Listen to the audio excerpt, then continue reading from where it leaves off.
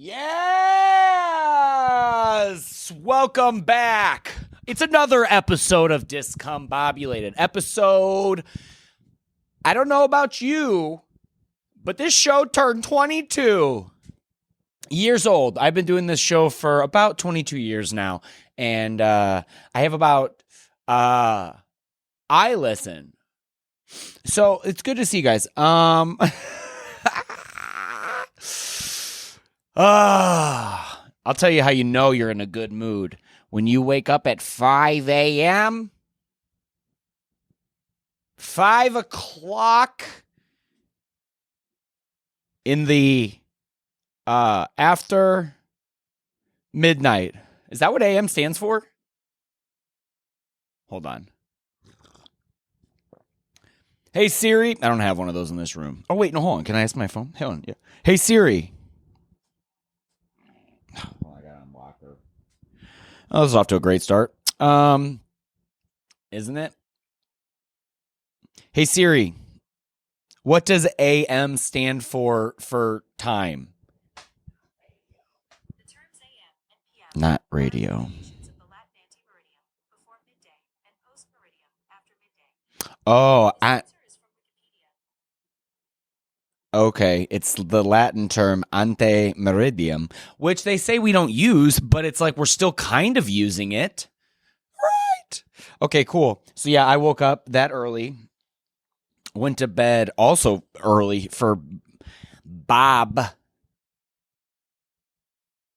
Bob went to bed at like 8:30 p.m. Fucking absolutely embarrassing. Absolutely an embarrassment. If you know me, it is not unheard of for me to be wide awake all through the night and then go to bed. What time is it now? 7 something? 7 a.m.? About now. Now is my bedtime. Now is my old bedtime. This is what time I used to go to bed.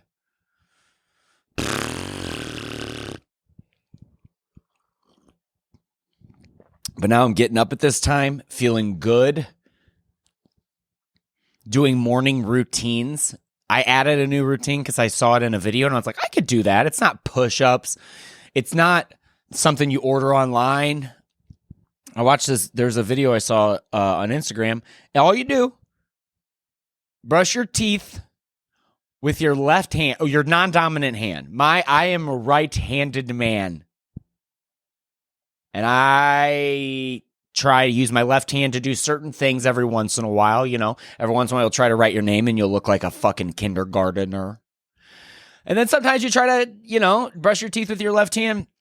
And they said you do that, and the guy is like, then you're starting to talk to your unconscious brain, which I don't give a fuck to talk to, because I'll be honest, my subconscious brain is probably what gets me into trouble.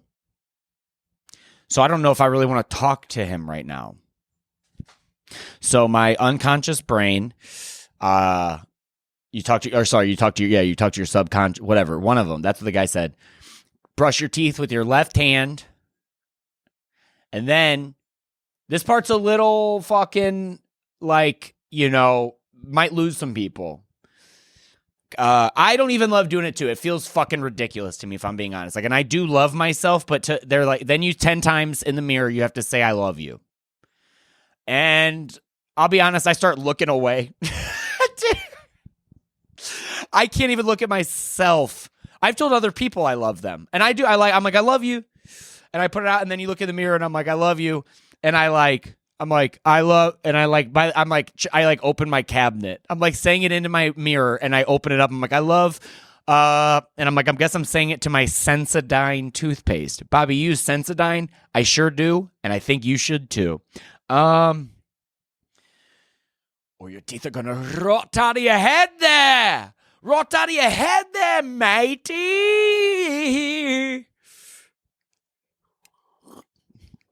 Oh, my fucking dude, my who cares? I was going to talk about my sciatica.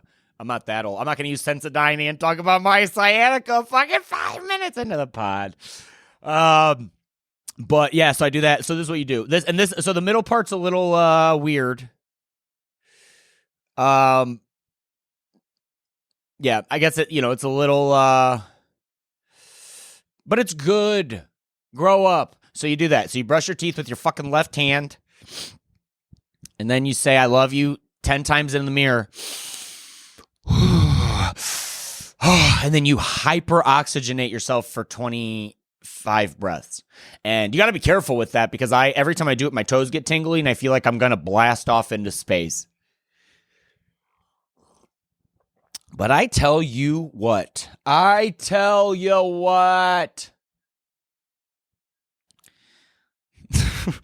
It already sounds like the Monday morning podcast. It's like my Bill Burr. I'm like, I'll fucking tell you what. That's the worst Bill Burr ever done in the world. Okay.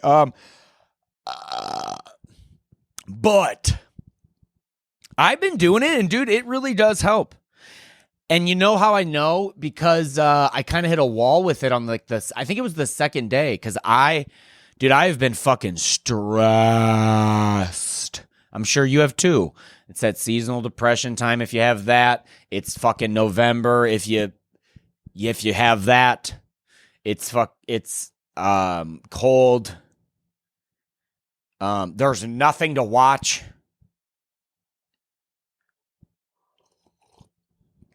I started reading a fucking book, which I love actually. Which book? It's actually I was just talking about Bill Burr, but it was he had Stephen Wright on, and they talked about Stephen Wright wrote a book called Harold, and it's like from the perspective of this boy Harold in like a 24-hour, just like in one day. I'm on page 7. I've had multiple reading sessions, and if your jaw dropped, what do you listen to this podcast for? Go read a book. Oh my God. What am I talking about? Oh yeah. So, it's like hard to sometimes it's like sit with yourself or whatever, but I hit a wall with it, and I'm just being honest with you guys. I'm an emotional boy, dude. Are you emo? No, I don't know if I really ever went through that phase. My parents wouldn't let me. I remember I remember like when even but like a little bit like right before emo. Yeah. This because like I don't know when emo was like blowing up, but I remember that like kids were skating at my school, so I was like, I had like one black T-shirt. I had this black Nike T-shirt, and I wore it like every day. Like, Mom, can you wash this shirt again? She wouldn't let me wash my clothes. If you're wondering why I didn't wash my own clothes, she would not let me. I'm not like a lazy boy. I mean, I am, but I didn't. So I'm not I'm like an emo kid. I don't know, but I'll fucking cry. And the other day I was trying to do it, and it was after the I love yous. I kind of got through those, but I didn't feel great about them. And then I was trying to breathe, and I couldn't count to 25. I'd be like, 1. No one likes you. You're never gonna have a... I just started, dude. I couldn't like. I'm like, okay, and I wasn't like gonna keep counting. I was like, start over, do it right. 1. You can't read fast. Okay, Bobby, come on, count to 20 fucking 5. And I couldn't do it, and I kind of broke down, but I needed it. You might need it too. Fucking sometimes you're stressed, and you know what I didn't do? Like you don't have to cry, you don't have to call somebody, you don't have to do anything. Just fucking cry. I think of that Dane Cook joke I remember hearing. He's like, you ever cried so hard you like look at yourself and you're just like, you're like, and you look awful. You got, oh my God, dude. You know, like it's like the worst, best feeling. You like sometimes you need to get it out. And the first day I did it, I felt great. I had a stressful day ahead of me, and it helped. And the second day, I still had a stressful day, and getting that fucking weight off of me felt fucking good. Sometimes you gotta cry. I have friends who are like, I never cry. And I'm, looking forward to our conversations while they're behind bars or in a mental institution. Because crying is okay. But do it by yourself. You ever have someone like start? And here's the thing. I'm joking. Sometimes we all cry in front of other people for real. I've done it, and you do it, and hopefully it's around a good friend who they can like be like, I am disgusted by you, but it's okay. But dude, like those big cries, and then someone's in front of you crying and you're not, and you just have to watch them. Oh. When you're in a relationship and the other person's crying, you're like, and you're not, you're like, yes. It's like it is. You're not like deep, you care about them always, but deep down you're like it's like you're playing I don't know, air hockey. And also it's just like it goes right, like they like put it in on themselves. And it's like, you still talk to each other and you still work it out, but you're like, okay. And then you cry in front of them. And I've had this feeling, and I've talked too, but my buddy Rafe was talking about this. He was like, dude, this was a while back. He was like, and I think everyone can do a bit of like something that's actually happened to them. So it's like, I'm sure this has happened to you. You have your own take on it. But my buddy Rafe, who's like, he's a strong, sensitive, kind man. And he was like, dude, I cried, and like, dude, you ever cry in front of your girlfriend? I was like, yeah. He's like, it doesn't go how you think it does. It's so weird to cry in front of someone, but dude, sometimes you got to get it out. And then just now before the podcast, I did the, and you know what, dude, it feels good to take care of yourself. And then I kind of stretched it out a little bit because I want to feel good, I don't think it's a secret that I'm a huge Story of the Year fan, but I want to start my days like fucking Ryan Phillips, guitar player from Story of the Year. If you follow him on Instagram, he starts every day by bench pressing his house and fucking drop kicking like his kids, but they have pads in front of them. Like they're holding like a pad, like it's like he's the nicest guy ever. I don't know. I'm just, the show's supposed to be funny.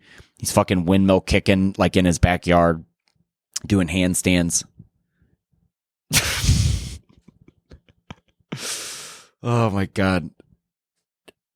Having athletic sex with his wife. He like does a front flip. Oh my God. I hope that's okay to say, but I think so. I've listened to their podcast. They've said worse. And speaking of, okay, this is how I'm taking such good care of myself. I feel like I'm 57 years old. I bought tickets to see Story of the Year in Anaheim. Bobby, you were going to go to California? No. I bought, they had tickets to, they were going to live stream the show on their lead singer Dan Marsala's birthday. What a fuck, let's go. Bought the tickets pretty much immediately. And then I got home from work and I'm like, I can't wait to watch it. And I'm like, it's around 8:00. It should be happening now. And then I was like, oh yeah, it's California. They're headlining. So it's also not going to be at 8 even there. And so it's like 11:30 p.m. my time, Central Time, Missouri time. And I was like, oh, okay, I'll watch it then. And then I lay down. I'm like, kind of sleepy. Getting kind of sleepy, And I looked at the timer and it was like 5:30 and it was like 5 hours and 58 minutes till the show. I literally had to count. I was like, is that right? And so I was like, okay. And then I start getting sleepy and I was like, okay, Google, set a timer for 2 hours. 2 hours and 30 minutes because it was like fucking 8, whatever time it was that adds up to that. And I guess I slept through my alarm. I was going to watch my favorite fucking band play with my fucking phone, like sitting on my chest while I jerk off. Ugh, yeah. We've all been bought and sold. Yeah, you motherfuckers.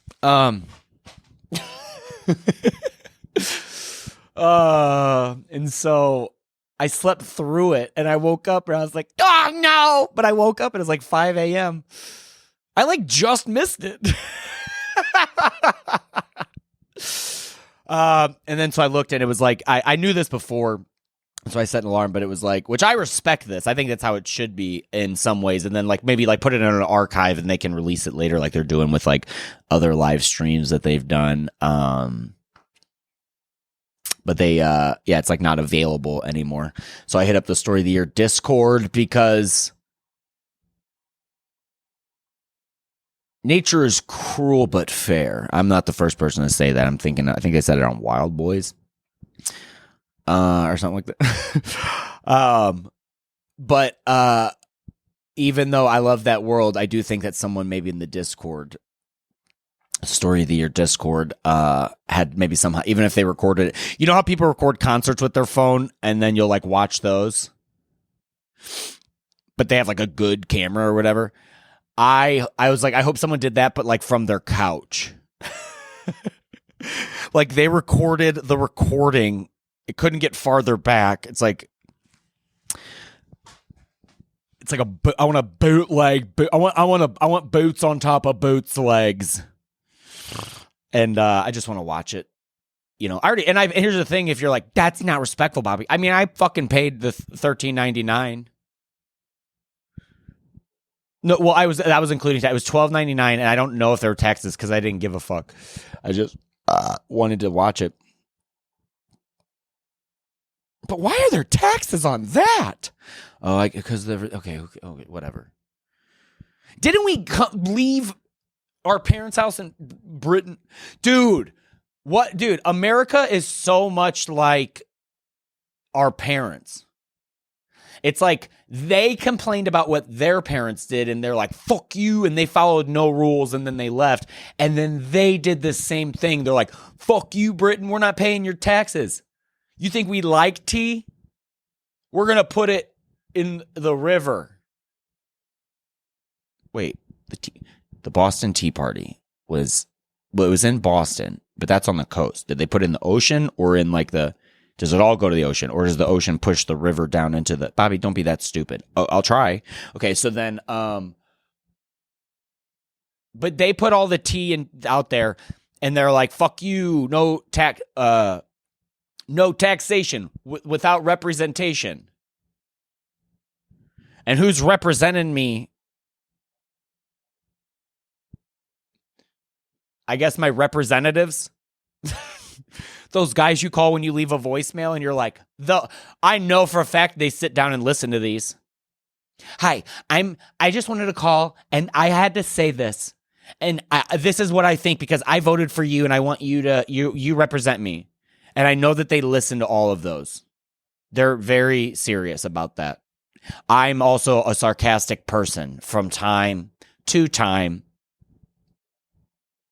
It's not great that we're like, I don't know how long we're in the podcast, but I have to shit. I have to shit so bad that I have a fart that would probably be helpful to let loose. But I also could have a bigger problem then. Dude, I would just sit. I'll probably tell this story a lot, but it was one of my first, like... It was traumatizing, and then I had PTSD from it in school. Like, and I know people throw that word around, but dude, I swear to God, the day before kindergarten, this girl was like, this lady who was like at my parents' house, like, you're starting school tomorrow, are you nervous about anything? I go, what if I can't reach the toilet paper? And she's like, that's such a silly thing to be nervous about. And I was like, I'm a child. And so I went to go take a shit at kindergarten. And I swear to God, I went in there and these two kids who were first graders and they couldn't have, it's like they studied Beavis and Butthead. It's like they were like, that's going to be who we are. These kids got in trouble all the time. They were disgusting. One had blonde hair and the other one had darker hair. They looked like Beavis and Butthead. And I was shitting and they came in the bathroom together. And like through that little crack, they were like,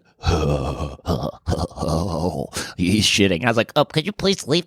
Please, my legs are like dangling. I'm like, it'll be really nice if you guys left. I'm sitting in one of those, like, you know, those toilets are too big. They need to make, like, you ever go to a school where they have like like urinals that are like for it, like in Uncle Buck when he has to like kneel down to take a piss.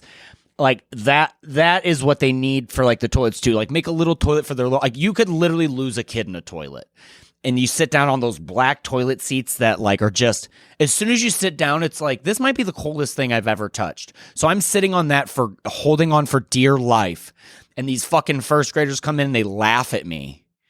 And I was like, oh. So then they leave eventually because I just wait in there, which is now maybe why I shit long. And then because of that, I was like, oh, I never want to shit in school again. So for years, I wouldn't. I would come home from school, I'd go to the nurse, like, I don't feel, my tummy really, really hurts. Go home.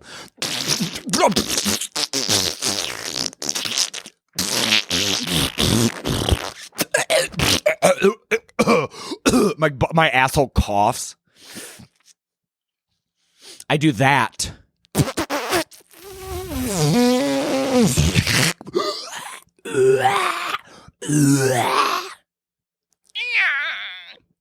Sounds like a mummy waking up out of my ass. And then I come out just like I'm like that little girl from Sixth Sense that like talks to, she's just like the ghost that it throws up in the fucking tent. I'm feeling much better now. Yeah. So, anytime I feel like I have to shit, I just have like war flashbacks from like being in kindergarten, those kids laughing at me. Dude, those kids were like the worst kids at this Catholic school.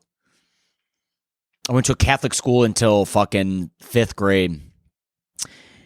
And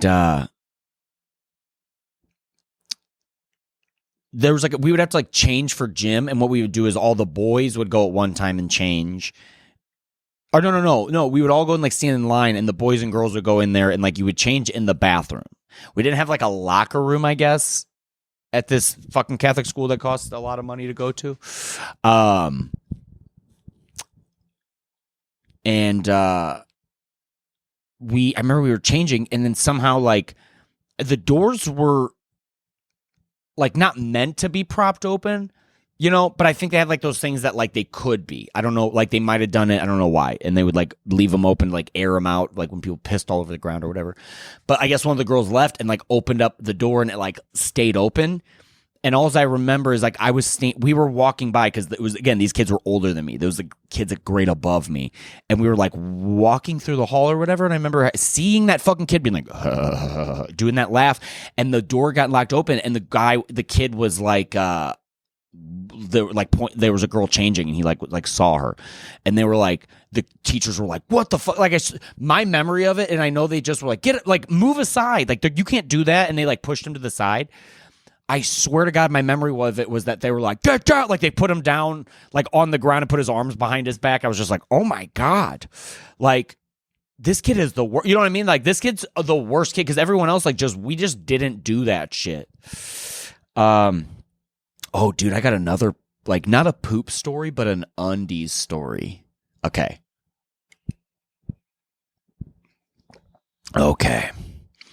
So I'm in 4th grade. I have a pretty hot teacher. Hot for, like, the times. Like, hot for my school, hot for my age. But then you look back and you're like, she was okay. And she was, like, pretty mean sometimes. Like, I don't know if she was going through, like, something, like, at her house. Or what, I don't know what the hell was going on. I think she got engaged. I think because I remember she came in and, like, told us. And I think I remember, like, we clapped. I feel like my memory is, like, that we clapped. And even then, I was like, that's kind of, like, about you. Like, guys, your teacher's now going to be a Mrs. And we're like, cool. Can you stop yelling at me? She would talk to my dad. Weird. Anyway, so I'm in 4th grade, and the reason it reminded me of that is because we would all go to the bathroom to change, and sometimes I guess we did it different ways, I don't know. We'd stand in a line. I don't know, but I went to go change, and I remember this day so well. Oh, dude, this is an awful day. So. This is kind of a boy becomes a man story in a way. I go to change for gym class, and I had these athletic pants. They were Chicago Bulls, which I had never seen a Chicago Bulls game, even a moment of a game. But I had my room. I had one of those little like fucking lockers that every kid had my age, like those fucking, like, not every kid, but a kid that, you know, you're middle class and your parents don't like, emotionally they won't like give you stuff, but they will buy you the things that you like point at every like 1 out of 6 times. So I had Bulls trash can. I had a Bulls everything because I saw Space Jam. That Space Jam, dude, if Space Jam would have been about, I mean, ISIS, I feel like every kid would be like, everybody get up, we're gonna cut heads off. Welcome to the ISIS. It's your jam. Cut this head off at ISIS. Oh, yeah. It's not a... Okay, I'm not going to talk about that.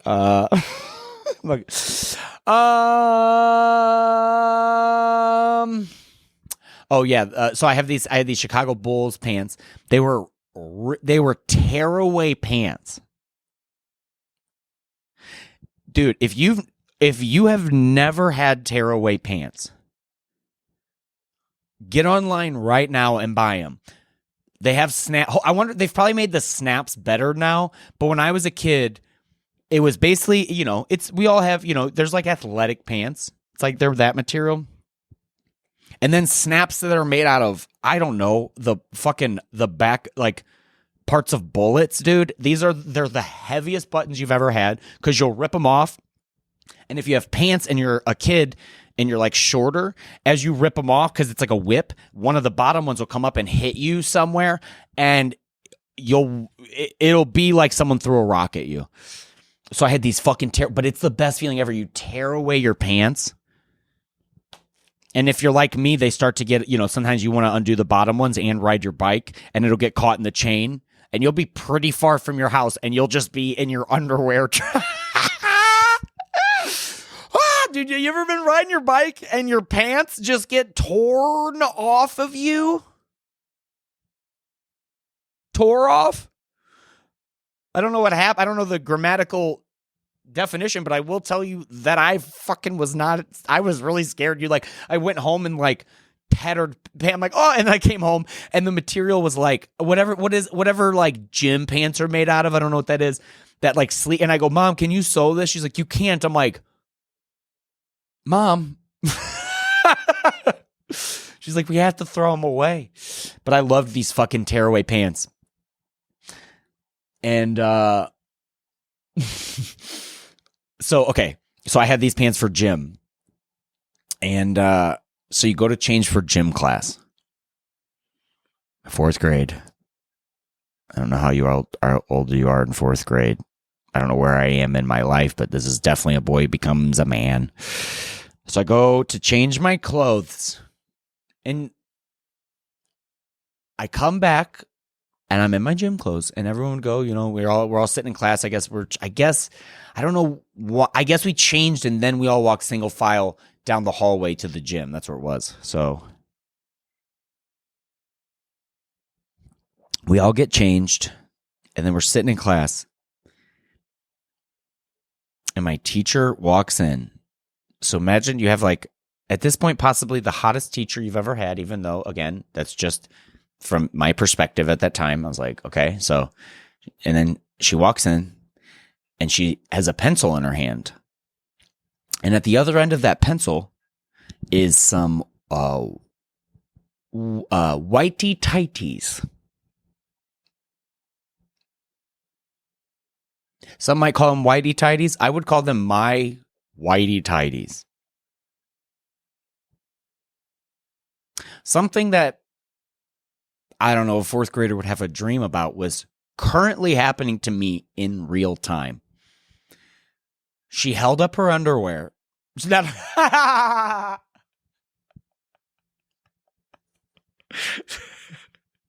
Dude, that would have been so fucked up if she was like, guys, I'm going to be a missus now. And she holds up her underwear and we're like, what the why are you showing us your underwear?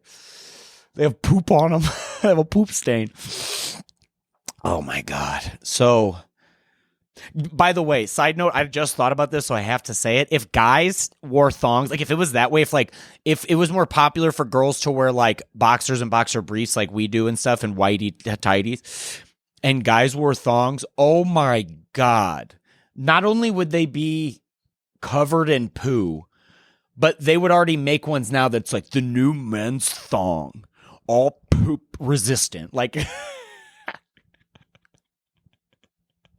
and if you've ever dated a girl, and if your guy girl dated a girl, what if you ever you've ever like folded up or seen their undies?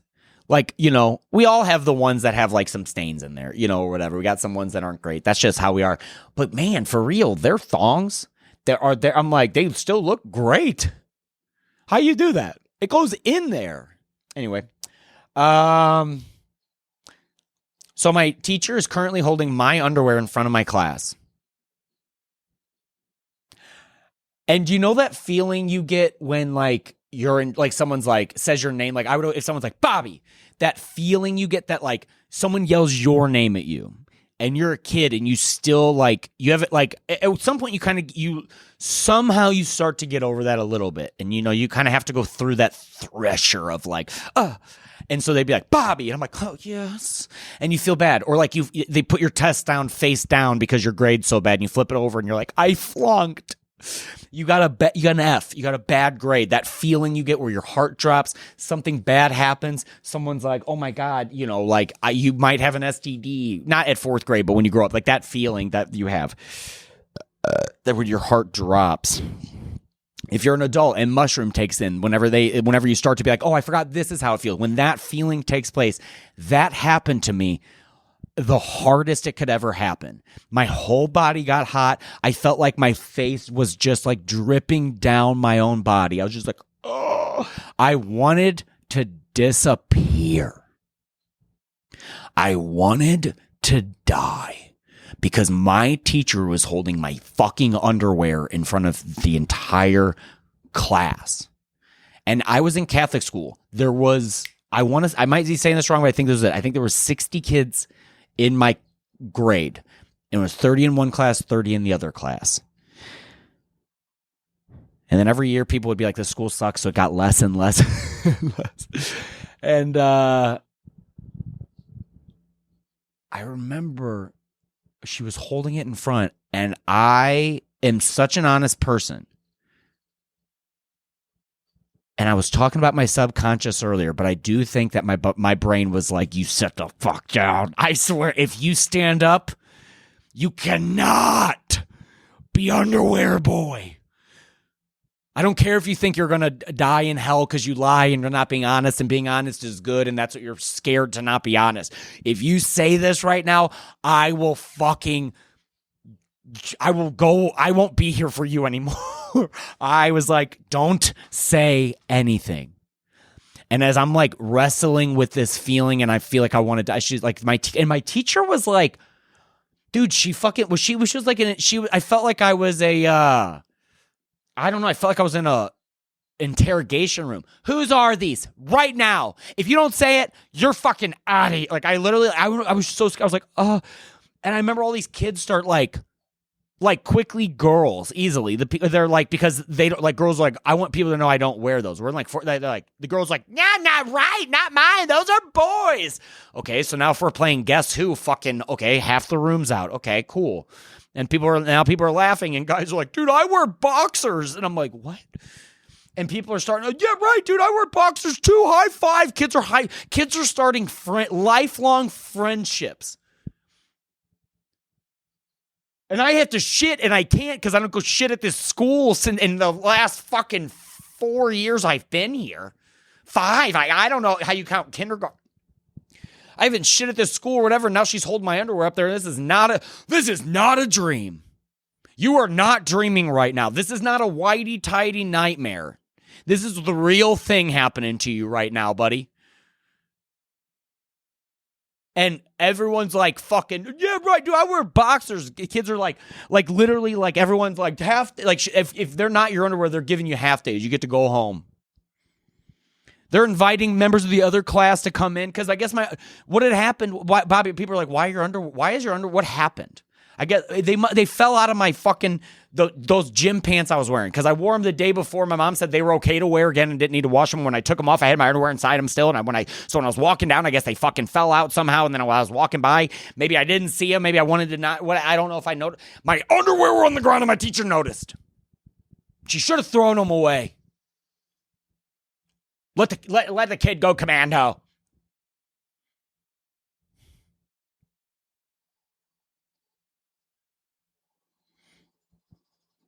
Every kid was just so, at this point, it's like so obvious it's mine. Everyone's like, not mine, not mine. Guess who? I mean, people are just fucking, if the guess who game is just fucking, it's just Bobby sitting up and like with the underwear.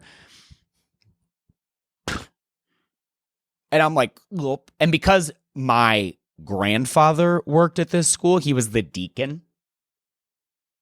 And I've been watching Righteous Gemstones, and they have the funniest thing they say over and over. And I think my guess is that they mean to do. They go, "You have a meeting with the deacons." I don't know why the meeting with the deacons is so fucking funny to me, dude. You have a meeting with the deacons. And my grandpa worked there. My other grandfather worked there. He was a maintenance man. My father worked there part-time. He was a maintenance man. So I guess they were like, let's try to, I guess, nepotism on high, dude. Cranked up to the max. She starts going like, okay, if someone doesn't tell me, I'm going to throw them away. And then I'm like, I literally remember being like, my mom's going to be mad if I let them throw my underwear away. Little did I know, my parents are like, they kind of want, like, your parents kind of want you to be cool. Like, my mom bought me Proactive. I didn't ask for it. I just came home one day and she's like, whoa, wouldn't this be fun to put on your face every day? And I was like, yeah, right. She was like, you got to put it on there. Our girls are not going to want to, I don't want you to have sex, but I want you to be a person. I'm like, can I just have pimples? I fucking hate that my face dries out. Can you just buy me Accutane and I'll just go through mood swings? Oh, man. Being a kid's the worst. And so my parents were like, dude, you shouldn't have said anything. And I didn't. That's the end of this. That's how a boy became a man. I learned early on, even though I'm overly honest sometimes, is that sometimes maybe sometimes it's good to just let some things be. But my teacher couldn't. My newly engaged teacher was so excited to be engaged. She was like, you know what? Someone's probably going to need these underwear. So she goes, okay, if no one's going to say this or do this, I'm going to throw them away. And then she was like, ugh. And then I don't remember, she left. And I don't know what, they had to know. They had to know. In hindsight, I'm just realizing they had to know. And because they knew, and they were like, I think these are Bobby's underwears. So my teacher went to the fucking, my babysitter after school was one of the cafeteria ladies. I probably laundered money through this school. I'm really connected to this Catholic school. It's called St. Paul. It's in Fenton, Missouri.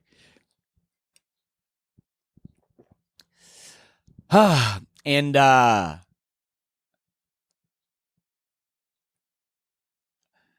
so she goes to the cafeteria lady, and this is what they work out. If they think it's mine, they're not like, hey, yeah, they had to know. Oh, dude, I am so sorry. I'm telling this story all over the place, but I'm just being as honest as I can. Whoa, memory. Where was this in my brain, dude? My fucking phone can't pull shit down from the iCloud, and they say it's the best technology, but my brain just pulled something from fucking 4th grade? Over 2 decks ago? Let's fucking go. Let's fucking go. I love being Bobby Jane Comp. I love being me, but I think it's also I drink all this coffee out of this Discombobulated mug that you can buy online. So, bro. This is just crazy. I went back and told her, we were doing homework. She's like, you can just come back and tell me at some point. That's what she said. And so I went back to the desk and I was like, hey, what's the answer on those are my underwear right there? And she was like, okay. And then she went, I don't know what. And then, yes, she found a manila envelope and had like one of the cafeteria ladies, this lady who she was very sweet. I do love this lady. She was always like the nicest to me and very funny. And side note she was a part-time clown. Everyone works side jobs. It's not a joke. There was someone brought like in a manila envelope. And she's like, Robert J. Cox, this is for your dad. And I was like, oh, okay, thank you. And she gives it to me. They reused an envelope, and I'm like, this says this says Ethan Jones. And she goes, oh, Bobby, that is yours. And I go, no, it's not my dad's name. This isn't my name. And they're like, Bobby, it's yours. And it's like a huge underwear bulge at the bottom. It looks like we're laundering money. It's like cash. Everyone in the class knew it was like fucking underwear. Yo, you know what? The boy didn't become a man that day. You know what would have made me a man is if I stood up and I go, those are my underwear. And they got a little bit of shit in the bottom of them. And you know what? I care, but I'm owning it. And you guys wear boxer briefs, you don't have shit stains because if you fucking get a little bit of poop, it falls down to your fucking leg. I'm a little boy. I'm in fourth grade, dude. You kids are trying to grow up too fast wearing box. Like I could have been in front of the class giving a fucking TED talk. You kids you're trying to grow up too fast. We're in boxer briefs, worrying like who's cool, who's not cool. I look at a girl I have a crush on. She started dating a dude who I fucking hate. And when you're in fourth grade, what that means is that you sit by each other while you color. I could have looked at her and be like, yeah, you know what? He does wear boxers. I bet that guy does wear boxers. But you know what? I wear boxer briefs because I'm me. Can't be anything else but me. And these are my underwear. And I'm going to take them. And I'm going to take them home. And my mommy's going to wash them. Because that's what she does. And you kids are going to go home in your boxers. And you're going to have poop in your shoe. And all the kids would kind of like be like, damn, dude. Bobby, fuck you. They start beating the shit out of me. My fucking teacher's like fucking new fiance comes in and drop kicks me out the window. Back in the time when we weren't allowed to drink water, and they're like, why aren't these kids like listening to us? We're just dehydrated. That's it. Take us to lunch where we eat overly salted food. Mac and cheese and chocolate milk. Wow. This is exactly what I wanted because you told me I was having it today. That's great. I love this Catholic school. If your underwear falls on the ground, there's no tact from any of these people.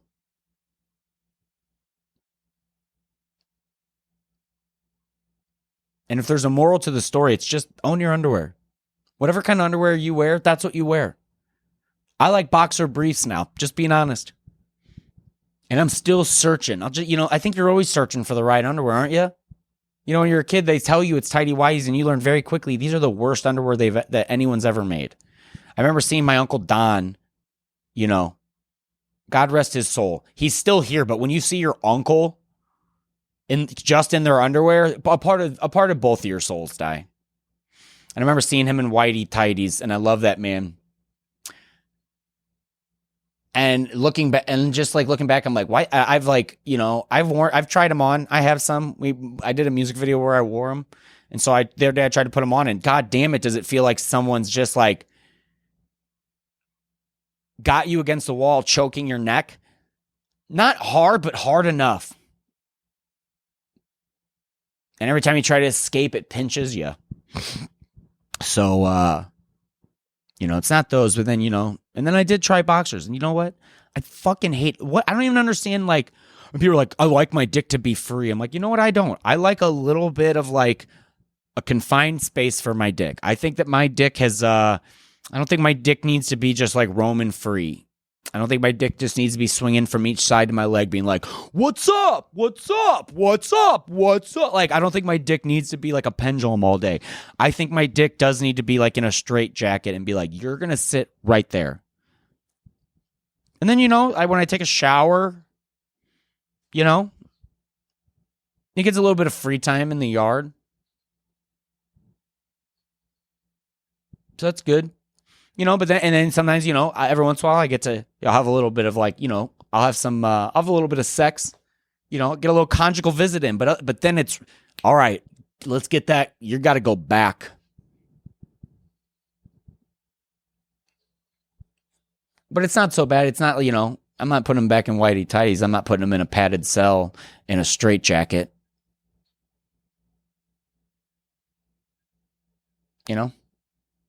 And hey, and with if my dick with good behavior, maybe eventually I will let it free hang. But I'll tell you this, I'll this is a very honest thing. When I would wear boxers, I stopped wearing it because I started to be like, oh, I think my balls need to be held because my balls are getting longer than my dick. And the thing is that my dick was just so small. It's not that my balls were like, but my balls were and do hang lower. You remember those, like, you ever play that game where it's like you have like a little, it's at like a carnival and it's like, you have like a little like turret, like water gun and you squirt it and then like your horse races across? That one? If that was the race and it was like against my dick and both my balls, like 3 each one, like one of my balls were separate and that one, it would be one of my balls is clearly ahead of everyone. And then the other ball is, just right behind that one. And then it's like, it's the person with the turret that's just like, I really can't hit it. I don't know why I can't get it on that fucking hit the bullseye to make the thing go. If anything, it's like my horse is going backwards. Oh, fuck. This has been fun. What time is it? It's almost time for me to go to work in my brand new car. It's been a year without a car. I'll probably talk more about that in the next episode. Couldn't be more boring to talk about, but I've had a year without a car, and it made me grow as a person, and now I have one of the worst cars they could sell. It stinks in there. Here's the thing. It doesn't stink. It's not a stink. But when you go to someone else's house, I'm like, when you go to your cousin's house, you're just like, it's not my smell. That's what, and it's, the car's been, it's a 2015. But anyway, but I'm excited about that. Okay. And then, upcoming shows, we're just going to talk about Flyover. Flyover Comedy Festival is happening. This episode is coming out on Monday and it's going to be November 9th. November 10th and November 11th. And I would highly recommend you get tickets. Shows will already have probably most of them sold out. I don't know all of my shows, but I am going to look. I know the show 2 that I'm on for sure, and then I'm going to give you guys a good suggestion. I just want to look because I want to make sure I got the times right. Is that okay with you? November 9th, the stand-up showcase with Luke Knoll, dude. Luke Knoll, fucking hilarious. Gonna be a great show. That's at 10 p.m. at the Improv Shop. What a fucking great place. I can't wait. That is November 9th at 10 p.m. You can see me there. I will be hosting that show. So it's gonna be me, Luke Knoll, and other comedians. Don't have the list. So that's okay. And then I'll probably be on a show. My guess would be maybe November 10th. But the other one that I am so excited about, fucking so excited about, this show was the one, not the only one, but like if I could pick one show I wanted to be on, it was this one. And I'm so glad I got my wish. I'm hosting for Janelle James at 9 p.m. at the fucking Sheldon, dude. The Sheldon. If you're from St. Louis, it's the fucking Sheldon. Let's go. The Sheldon Music Hall. Let's go. Janelle James is so fun. She's on Abbott Elementary, and she's fucking hilarious. She came to Flyover a couple years ago, and I met her, and she could not have been nicer, was fucking hilarious on stage. And again, my favorite whenever you hang out with someone and they're just a fucking fun, cool time. So yeah, come out, see her. And let me look at this. I want to look at something real quick because there are other shows, and I would suggest any show that you go to at Flyover, any one of the shows, you're going to have a great time. For real. So many. Oh, I'm looking at the lineup. All these shows are great. But I do want to look up one specific one. I really want to look this up. When is their show? I'm not even on this show, but I promote it because I love them. On November 10th, unless I have a show at the same time, then come to mine and fuck these guys. No, just kidding. I really would love if you came to see them. If anyone needs a suggestion, November 10th, improv. It's improv. It's not even stand-up. And I know some people are like, I've never seen improv. Is it like Whose Line Is It Anyway? It is not. If you liked Whose Line Is It Anyway, even remotely, if you loved Whose Line Is It Anyway, you're going to fucking absolutely shit come out of your butt because it's so fucking good. You're going to be like, you're like, what? It's so fucking amazing. It's Mrs. Somebody, 10 p.m. at the Improv Shop. Andy Slowey, Kevin McKernan, two of probably the fucking most important people in the improv community as far as St. Louis and even farther. They have a 2-person improv team. And if you want to watch a fucking, what is a clinic on improv? If you want to watch what a perfect show can look like, and I know I'm like hyping it up, and I've just never seen them miss.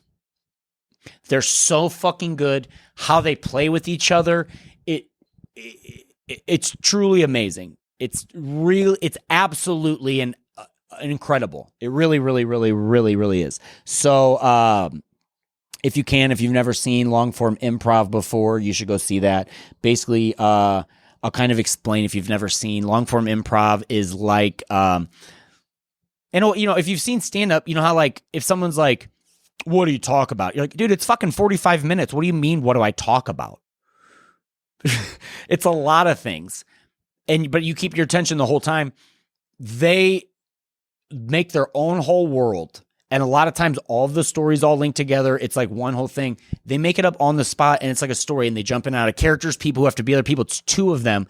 And it is incredible. And so many people think like comedians are like, dude, I don't think improv's that cool because they can't do it. But I was like, dude, you gotta go see Mrs. Somebody because it will it's one of the only things I watch that like, cause like something, like whenever I love feeling like an audience member where you're like, I'm just enjoying this, but they take it a level farther where I'm enjoying it. But I'm also like, I feel like I'm kind of watching like magic where you're like, how the fuck did they do that? Like, I'm like, what the fuck, dude? How is it this good? Like I've been at their shows and it's that laugh you do where you're like, am I ruining everyone else's time from laughing so hard? So, I'm with Janelle James at 10 at the Sheldon, November 9th at the Improv Shop with Luke Knoll, and then November 10th, unless I have a show, then come and see mine.